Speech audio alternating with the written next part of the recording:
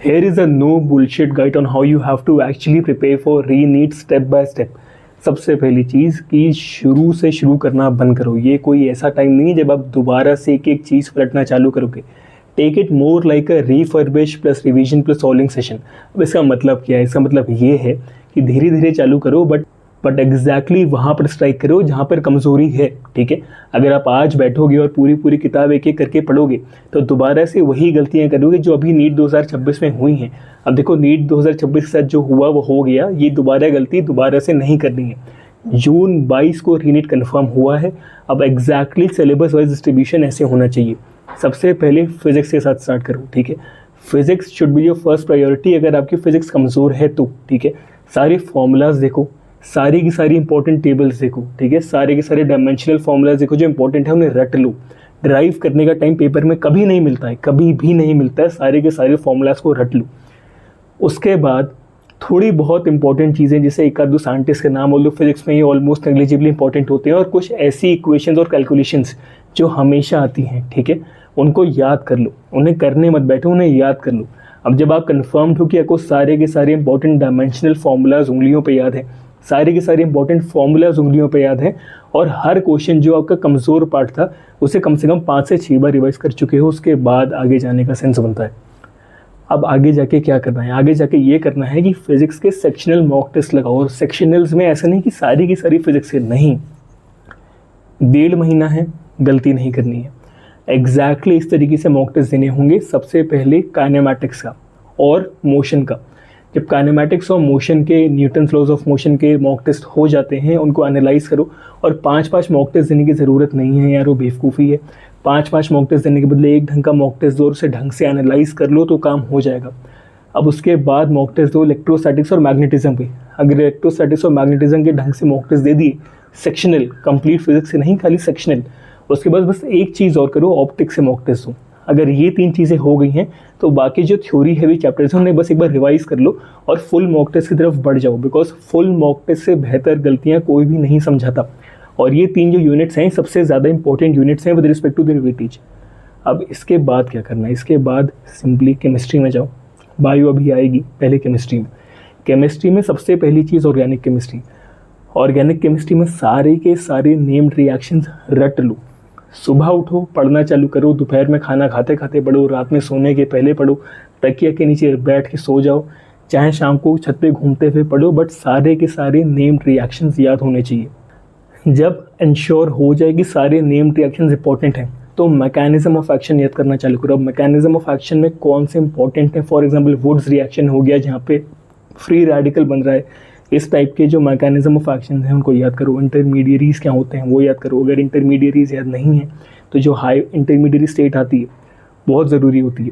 ठीक है, अगर ये कर लिया तब जाओ अगली बार इनऑर्गेनिक केमिस्ट्री में। अब inorganic chemistry is more like a memory war, एक पूरा मेमोरी हेवी सेशन है।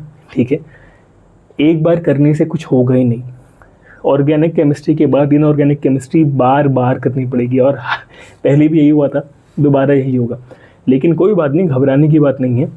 रटो उसे, एक दिन पढ़ो, 3 दिन बाद वही पढ़ो प्लस 20% और पढ़ो। ठीक है, मैं ऐसे ही पढ़ता था, ऐसे पढ़ने से काम ज़रूर आता है।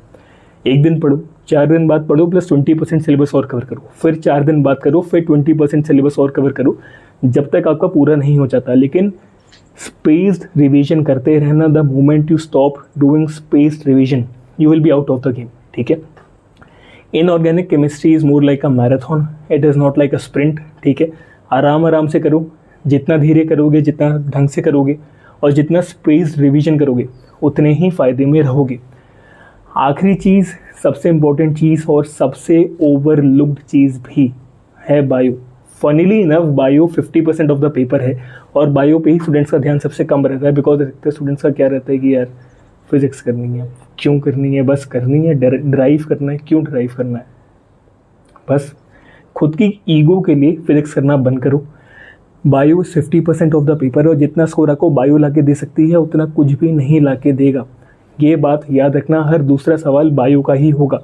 And when that is clear, bio पढ़ना चालू करो एंड सारे के सारे इंपॉर्टेंट यूनिट्स को पहले कवर करो। पूरी बायो एक साथ करने का सेंस नहीं बनता। ठीक है, जो इम्पोर्टेंट है, जो पार्ट ज़रूरी है वो पार्ट पहले करो। जो बात ज़रूरी ही नहीं है, जैसे कि माइक्रो ऑर्गेनिजम्स का चैप्टर हो गया, यीस्ट के बारे में लिखा हुआ है, यार this is not important. Plant kingdom करा, एनिमल किंगडम करा, ऐसे चैप्टर्स जो बार बार दिमाग से निकल जाते हैं, है ना, DNA, respiration in plants, photosynthesis, all these chapters that are so important and so recurring and you ignore all of them and basically go and derive formulas in physics। मैंने ऐसे बहुत बच्चे देखे हैं जो फिजिक्स में 160 170 स्कोर करते हैं और बायो की वजह से सिलेक्शन रह जाता है। ऑब्वियसली दूसरे टाइप के बच्चे ये भी हैं जो फिजिक्स पढ़ते ही नहीं हैं और बायो में 350 360 मार्क्स ला रहे होते हैं। दोनों में से कोई भी नहीं बनना है। जब बायो इतनी कर लोगे तो अगेन सेक्शनल मॉक टेस्ट की तरफ जाओ, 11th एंड 12th अलग अलग से करो। एंड बायो इज समथिंग जो आपकी टिप में इतनी ज़्यादा अच्छे से होनी चाहिए ना यार, कि सब कुछ हो भी जाए, सब कुछ छूट जाए। Bio should be something that you can literally go and vomit there. अब काफ़ी बार लोग इस चीज़ को ना रॉन्ग सेंस ले लेते हैं। मेरा मतलब ये है कि फॉर दोज 3 आवर्स जब आप वहाँ पे एग्जाम हॉल में बैठे हो, everything should be on your tips, ठीक है, to the point where you exactly know आपकी गलतियाँ कहाँ पर थी, आपने एग्जैक्टली उन्हें वैसे रिवाइज करा हुआ है और एग्जैक्टली आप उन्हें वहाँ पे वैसे डील कर सकते हो। वहाँ पर सोचने का टाइम चूँकि होता ही नहीं है। 3 घंटे में क्या सोचोगे यार, 3 घंटे का टाइम है, एक क्वेश्चन के लिए 1 ही मिनट है और कुछ फिजिक्स के क्वेश्चन ऐसे होंगे जो 5 से 10 मिनट भी खा जाएंगे, जिसके बाद आप स्ट्रेस आउट होकर पेपर ही छोड़ दोगे। तो उस तरीके से नहीं करना। अब एक चीज़ याद रखना, ये सब बैठ के सोचने की ज़रूरत नहीं है यार कि सिस्टम कितना ख़राब है, सरकार कितनी ख़राब है, नीट दोबारा क्यों हो रहा है, मेरे साथ गलत हो रहा है, दुनिया कितनी जालिम है। ये सब सोचने से यार कभी कुछ नहीं हुआ है। ये एक रियलिटी है कि रीनीट होने वाला है और आप जितनी जल्दी इस चीज़ को एक्सेप्ट कर लो उतना बेटर आपके लिए है। एंड जितना बेटर आप प्रिपेयर करोगे, बिकॉज याद देखो अभी भी चांस आपके पास है, अभी चांस गया नहीं है।